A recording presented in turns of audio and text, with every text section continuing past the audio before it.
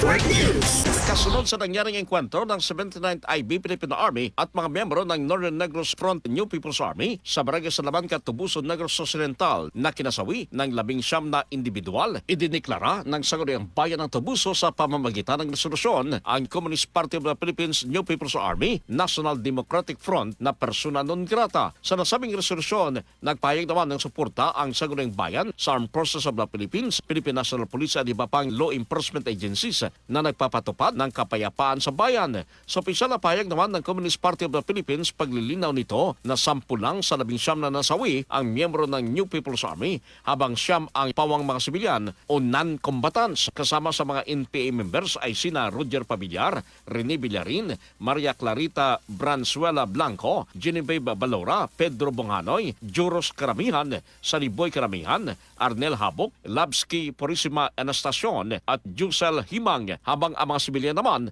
ay sina Ruel Sabilio, Reggie Nicole Disma, Alaysa Alano, Maureen Kel Santuyo, Errol Wendell, Lyle Frijoles, Kai Surim at isang 17 at 15 anyos na pawang mga minor de edad.